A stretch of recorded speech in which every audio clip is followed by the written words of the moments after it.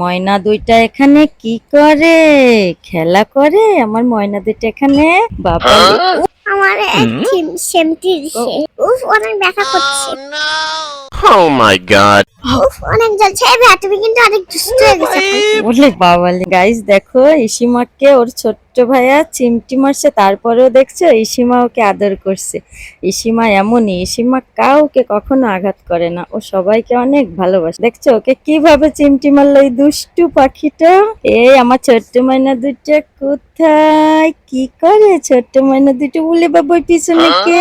পিছনে গাইস দেখো ইসিমা এখন পোস্ট দিচ্ছে, যে বলছে আমাকে ছবি তুলো। আলে বাবা তোমরা এখানে কি করো? মাম্মা দেখো ভাইয়া গাছের মিলে বেগুন ছিলছে। ভাইয়া কিন্তু অনেক দুষ্ট হয়ে গেছে, খালি সেমটি মারে আর গাছের বেগুন ছিঁড়ে। আর ওরে কি করবো, আমাকে ওরে একটা দুষ্ট করবো। তুমি আবার কি করো? আমি দুষ্ট কাকি গান গেছি। ও দুষ্টু কোকিল গান গাইছে। দেখো গাইস এখন ইসিমা আবার কি নিয়ে আসছে বলো তো? ইসিমা গাড়ি নিয়ে আসছে। ময়না তুমি গাড়ি চালাইতে পারো? না কিন্তু আমার এখানে একটু ব্যথা লাগে এই হাতে। ওলে বাবালে গাড়িতে তো ভাইয়াকে বসায় দিচ্ছে, এখন কি হবে? কোনো ব্যাপার না, আমি একটা গাড়ি কিনে নিবানি। ও তুমি একটা গাড়ি কিনে নিবে? ও তোমার একটা গাড়ি, এরকম গাড়ি আছে না পাখি? আমার তো এরকম একটা সুন্দর গাড়ি আছে, আমি বাসায় নিয়ে আমার চালবো। মামা চুলতে পড়ে গেছে। মামা মামা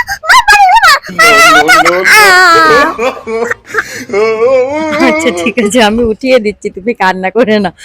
গাইস দেখো সিঁড়ির থেকে ওর চুড়িটা পড়ে গেছে, তাই কিভাবে কান্না করছে। আমি উঠিয়ে দেবো তো এক্ষুনি। গাইস আমরা একটা জায়গায় খেতে এসেছি, দেখো ইসিমা কি খাচ্ছে বলো তো? ফ্রেঞ্চ ফ্রাই, চিকেন, সস, তারপরে মিউজ। এই মিউজটা কিন্তু অনেক ক্ষতিকর, তারপরে ইসিমা খেতে খুব পছন্দ করে, আর আমার চিকেনটা অনেক ভালো লাগে।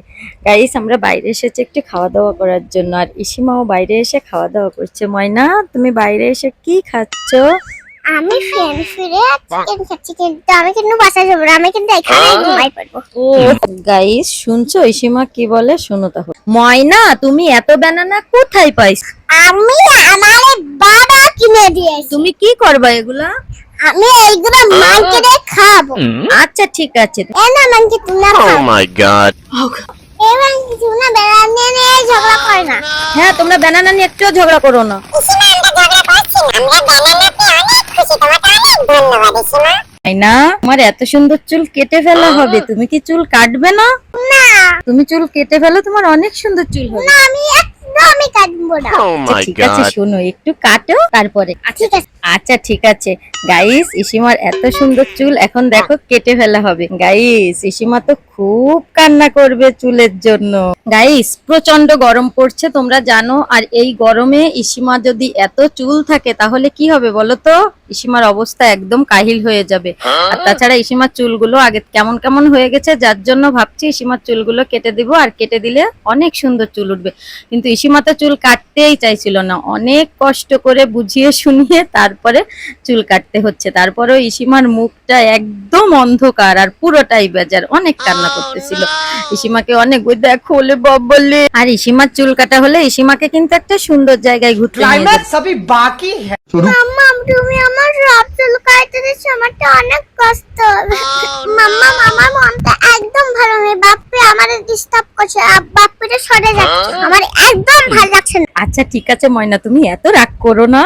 আল্লাহ দেখো চুল কেটে ফেলছে, তাই ময়না কত রাগ করছে। বলছে কি ওই আমাদের পাশের রুমে বাপ্পি থাকে, এবার বাপ্পি ওর কাছে এসে একটু দাঁড়াইছে, তাই বলছে কি সরে যাও আমার কাছ থেকে বাপ্পি, তুমি এখানে একটু আসবে না। খুব রাগ করছে দেখো। ও মাই গড ইসিমা তো পুরোটাই টেকো হয়ে গেল। আলে ময়না ময়না তুমি একটু মন খারাপ করে না, তোমার অনেক সুন্দর চুল হবে জানো তুমি। এরপরে যখন তোমার সুন্দর চুল হবে তখন তোমাকে অনেক ভালো লাগবে, এরপরে আমরা অনেক যাব।